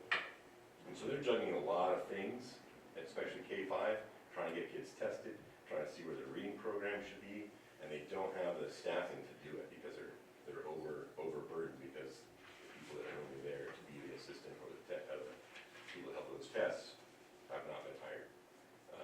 The change from a site reading specialist to a split makes it a very undesirable job to do because you have to learn all those kids, all those teachers, that admin, and then jump to the other side and do it all over again, and then you lose time back and forth. So I don't think it's a good solution from a downsizing point of view. I think that's all the exciting news I have. I know that's kind of a downer of lists. I think maybe perhaps it would be good if I can put together a list for you, a weekly list that's coming, because I get a lot of information. I'm going to try to solve that, but maybe it's good for you to hear the things that I have to solve on my end from a WTA point of view, so you get a better picture of what's going on in our district. Because sometimes it feels super happy Joe up here, and it's not the reality. For instance, the 2 people that are ELD teachers today, one was asked at 303 to come, first time she ever knew about it, and the other one was actually never requested to come, and found out vicariously that that was occurring. So the certificates are an example. We need to be on point when we're celebrating our people, and we need to be celebrating them equitably, and consistently. So that's why I leave you with, I look forward to improving that in our district with Mr. Baker and the board, and I look forward to improving our goal setting conversations too, or having more goal setting conversations. So thank you for your time.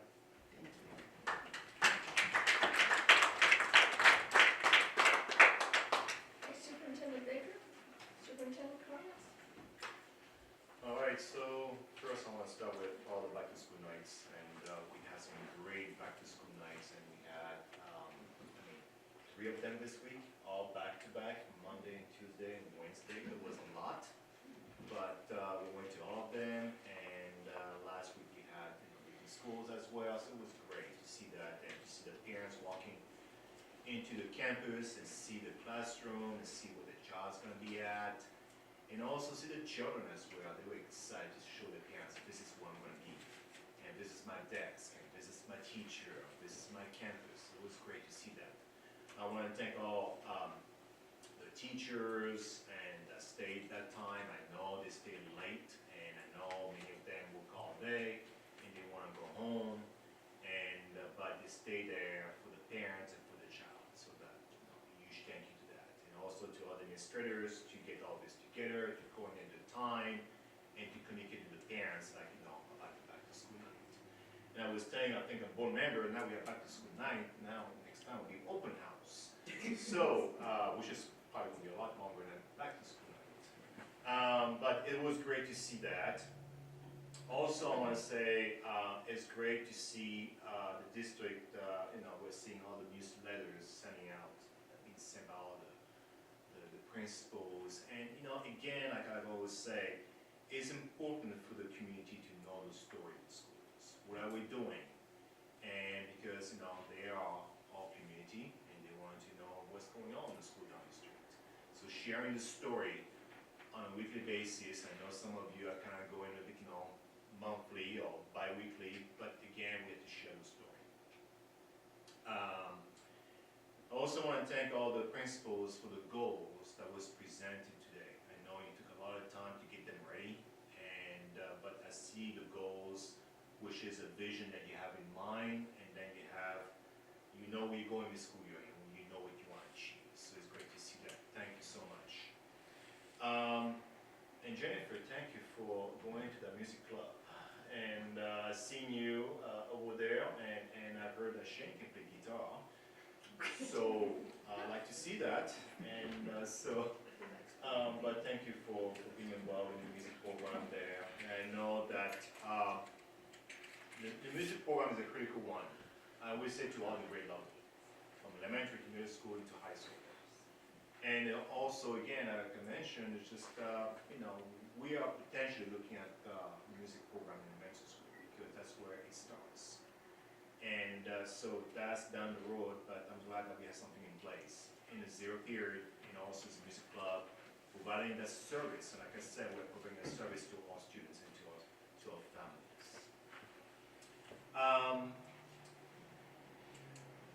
Today was a great joy to see that all students are being classified and being awarded and being here and with the parents. It's great to see that. Again, it's an important moment because it's only once in a lifetime. And here with the parents taking a picture, which they're gonna remember, Mom, I was here, and look, I got an award. So thank you, Aurora, for putting all this together. Thank you for the principals as well. So well done, and thank you so much.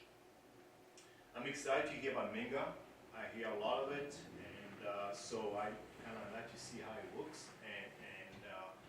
And I know that perhaps the middle school might be looking at different avenues to provide, maybe putting something like this in place. So, but it's a great thing to hear that we reduce students to be outside the classroom. It's always been a concern of mine when you have students staying too much outside of the classroom, missing instruction.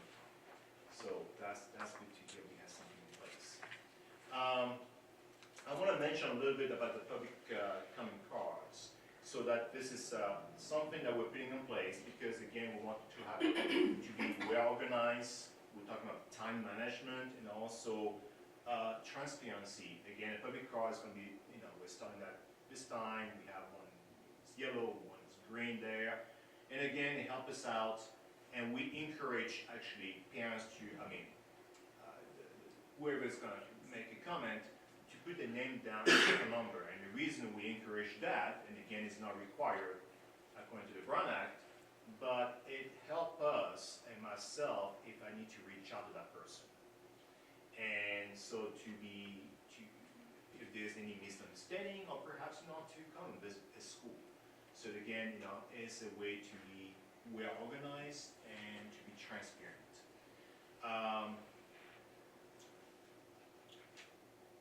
few things again to say that, I want to say thank you to, I'm hearing all the great things that we're going to see down the road with we're going to have football tomorrow night for the first time at the high school. So I'm excited. I'm already thinking about parking. Parking. It's also red, white, and blue day. Do it. It's red, white, blue day. Okay, so I get a change in my clothes too. Yeah. So I'm going to show you the right clothes. So right clothes and parking, and yes, I'm also thinking about food as well. So I'm sure you're going to have food out there, but it's going to be great. Again, it's putting the community to come together and to be part of something they enjoy, and makes it very unique to the school, to our community and to the school. So very much looking forward to the first game.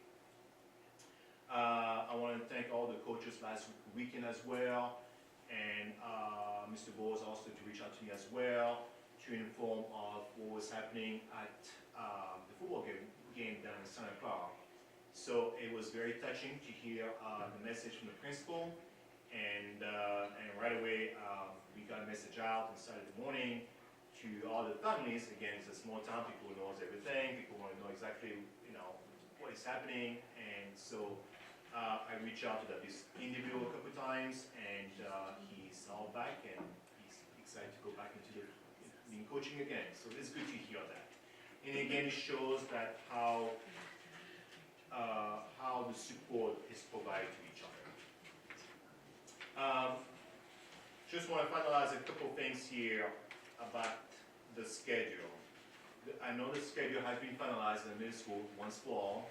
So, and as well, the high school as well, once for all. So, thank you I commend you for that, to finish the schedule once for all.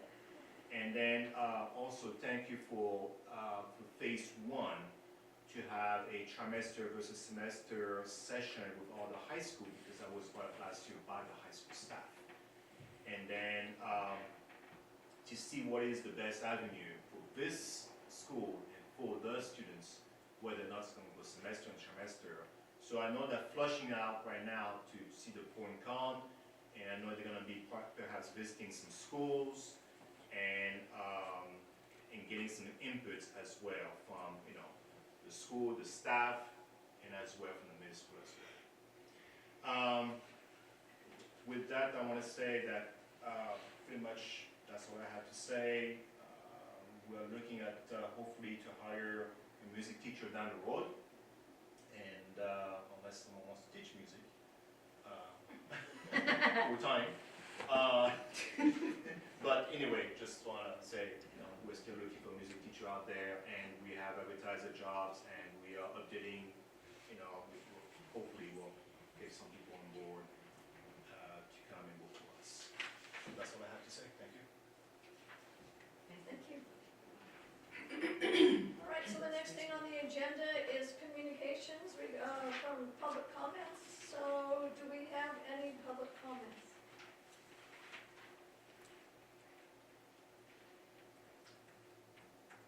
Doesn't look like we have.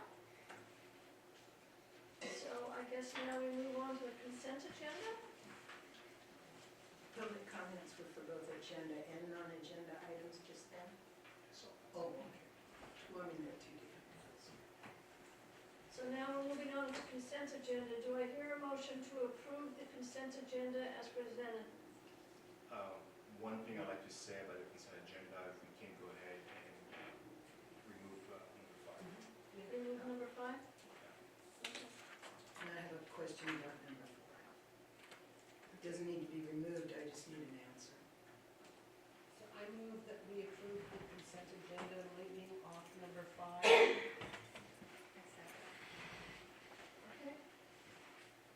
So we have a first and a second. Do any board members have comments or questions regarding the consent agenda? I do. I have a question concerning number 4. And on there, it's about Proposition 28. I just need clarification. It says the number of students served are 1,539. My understanding is it's only 2 schools. So if you don't mind, do you want to tell me where the other kids are coming from? I can Yes, answer yes, that, yes. yes. Oh, So we good, get thanks. funded based on our entire ADA, so the entire ADA amount is what is used in there. So although we've only, so the breakdown of Prop 28 funds is we're allowed to spend, we have to spend 0.8 And point two can be spent on supplies. So although we have had issues staffing, we are still purchasing supplies for additional art offerings and music offerings. Okay, so they paid you on 1,539 kids? That is how the allocation is created, generated, is by our total pay. Okay, and since it seems that this is happening this year, if it doesn't, if we don't get the teachers or whatever, it'll carry over or we return it? It does carry over for 3 years. We have 3 years from the time we receive it to spend it all. And this is actually the report for last year, which is a new auditing requirement. So this is Yeah. just saying this is what we spent, these were the staffing supported by that, and the students supported by that. And you will see this annually. Oh, okay. And lastly, I thought I had one, but I had three. It says number of full-time equivalent personnel that are classified, there's a 0 there. In the event you can't, the district is unable to find a certificated or at least as qualified as possible teacher to do that job, then is there a possibility, I mean, is this like a work in progress budget thing? That you can say, well, you know, we'll go with one teacher in 1A. We could, so per ed code, a classified staff member can't run an entire class. So Right. the goal is to have certificated staffing to fill those needs, so it can be an additional class offering. Oh, okay, but sometimes they use teaching credentials as umbrellas for various classified positions. And I'm just wondering if that's not the plan, but... Not that I'm aware of. Oh, okay, okay. Okay, thank you.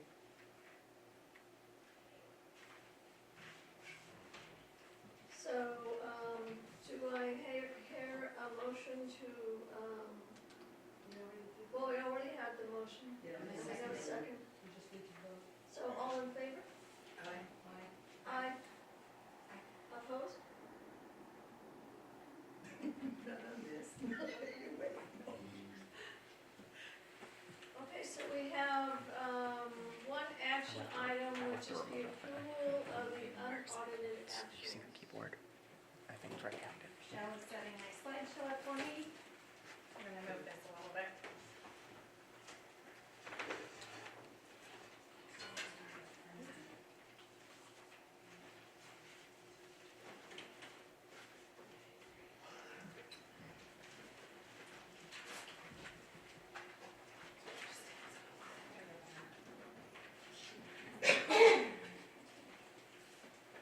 I did look for a clicker so I can change my slides myself next time.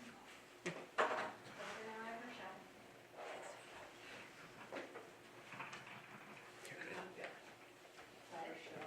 Anita.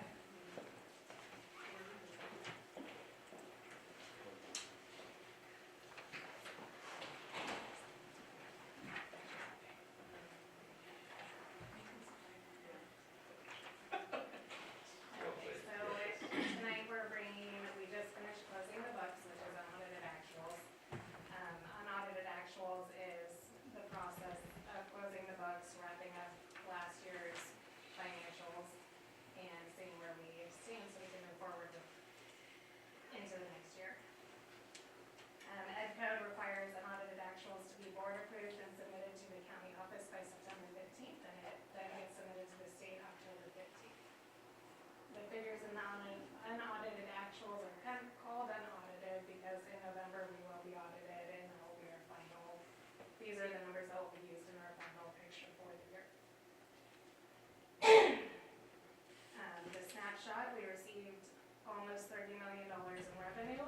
We expended almost $32 million and we're a little shy of $2 million in our deficiency. Some of the deficiency is a result of one-time funds that we received that were received in prior years that are being spent down now. So some of our grant funds or some of our, like, learning recovery block grant dollars or arts and music block grant. Here's a breakdown of the salaries and benefits, the supplies, operating expenses, indirect costs, and capital outlay. So indirect cost is a percentage we can charge some of our restricted funding sources. And capital outlay is some of the equipment we purchased with our strong workforce grant.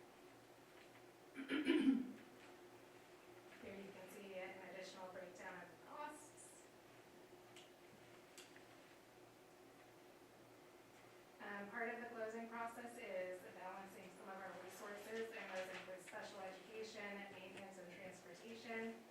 We are required to contribute 3% of total expenditures to our maintenance. Some of the resources are removed from that equation, so it'll never be a straight 3% from our total expenditures. Here's the breakdown of our other funds. ASB is what happens at the school sites, those are associated student body accounts, and that's a lump sum of all of Bechtel and the high school, because that's how it gets entered into our state accounting software. Fund 11, 12, and 13, adult ed, preschool, and food service are all still self-sustaining, and then you have Fund 21, which is our bond, and 51 at the bond interest. Here's the comparison of estimated actuals and unaudited actuals. I think this is the closest I've ever got to it, so I can share that. And I think that's pretty much it. I'm open to questions, so I'm sure there's some. I might sit for those though. Yeah. I don't know, just right up here. So did I misread this, or is our, well, I must be on the wrong page. There was a reserve of about 5.27 or 17? I think it's 5.17. 17? Yes. Oh, okay. And that's what we're ending 24, 25 with. Right, so it carried into this year's 25, 26, if I remember your So lessons from last the year. ending fund balance turns into our reserve. So whatever we end up with at the end of the year is our reserve, which becomes our beginning fund balance for 25, 26. Okay, and so then what that means is that we're above our mandated from the state For reserve, 24, right? 25, we are, yes. Mhm. And then the $2 million that we seem to be shy can theoretically come out of that, or you have No, budgeted? it's not separate. And we're not shy $2 million. We're spending $2 million more than the More than revenue last year. we received. Yeah. So Oh, we okay. received 30 million, we spent 32 million, so we have a deficit of 2 million. Right. So that Even though the decreased our deficit- ending fund balance to what the 5.17% from what it was the prior year. Okay. I think the point I just want to be sure to make is that it doesn't put us in the red. We're not in the hole $2 million. No, we are not in the whole $2 million. We have our 5.17% reserve. Oh, okay, I only repeat that constantly, like every year, because too many people misunderstand the budget and they hear certain words and they believe, oh my gosh, we have no money for anything. No, And that's, deficit we just have to make a covers- priority. We're list. spending more than we are receiving. We are receiving, Yes. but what you receive isn't always what you have in the bank, to spend. And it just needs to be clear for me. Thank you. You're welcome. Any other questions? Thank you, Ms. You're welcome. Thank you, Melissa. I really appreciate all your hard work. All right, do I hear a motion to approve the action item, which is the unaudited actuals? I'll make a motion to approve it. I'll second. All those in favor? Aye. Opposed? Okay, do I hear a motion to adjourn? I'll make a motion to adjourn. I'll second.